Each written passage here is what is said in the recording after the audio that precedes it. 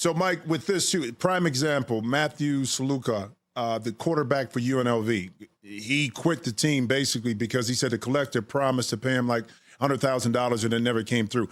Are there any safeguards that student athletes can put in that, besides a promissory note, so to speak, that the university says that they're going to pay, or the collective said they're going to pay, that these student athletes are able to receive the funding or the pay that they were guaranteed upon recruitment?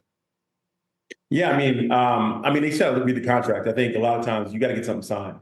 So, most times, it is a handshake deal, or we're going to give you this, or, coach telling you, which I think is, it works a lot of ways. I'm offering you a scholarship, great, I'm in. But with this stuff, it's like, you got to get it written in writing, right? You talk about this as a business, right? So if you want to be paid as a business person, as a business entity, you better make sure your business stuff is in order. So that's, I think it's got to be contracts.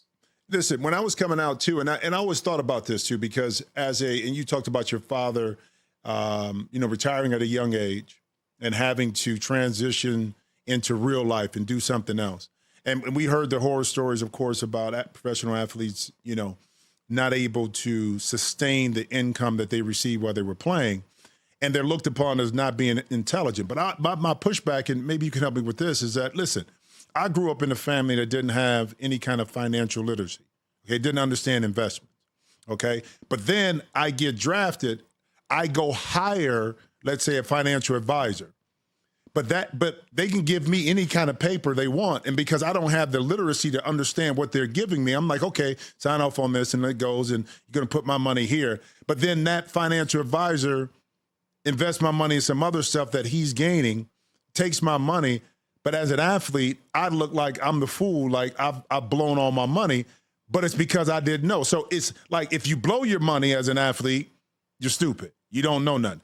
If you go get a financial advisor that blows your money, you're stupid. You don't know. Why'd you go hire that guy? So this is a program. This is an opportunity for these young men and women to learn right away before, let's say, the big bucks kick in. Now, some guys are getting some big bucks and women in college. Don't get me wrong.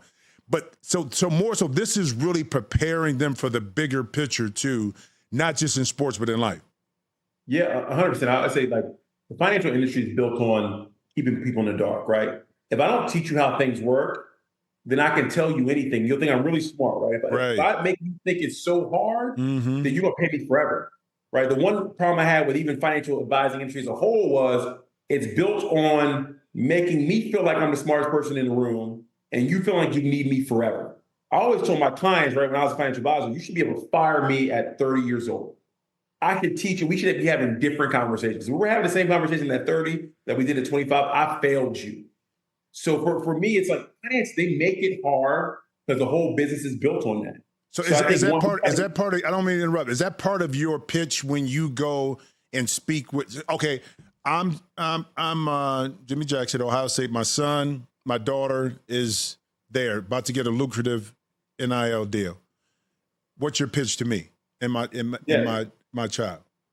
So my thing is, I'm going to give you all the tools to make the most well-informed decision, right? We get paid by the school. So the players don't even pay us anything. So my whole goal is to make sure you are as successful as possible. So we're going to walk you through, what financial advisors are saying, what they really mean, what interest rates are, what inflation is, how you should be thinking about financial planning. I'm going to give you all the tools so that either you're a really good client for the right financial advisor, or you do it yourself. Because I always say, you should not be paying for stuff you can do yourself. And I'm one of the few unbiased parties in your life to give you the best things for you to make sure this money lasts you forever. And that means he or she can benefit mom, dad, grandma, and kids, and everybody.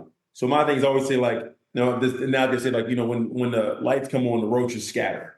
So if you walk into a meeting and know 3 or 4 questions to ask, guess what? If someone's going to take advantage of you, they're going to go the other way.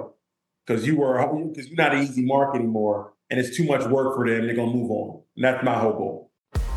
Check out new episodes of The Jim Jackson Show every Thursday. Watch on the Rich Eisen Show YouTube page. Follow the show on Instagram @Jim Jackson Show, or listen wherever you get your podcasts.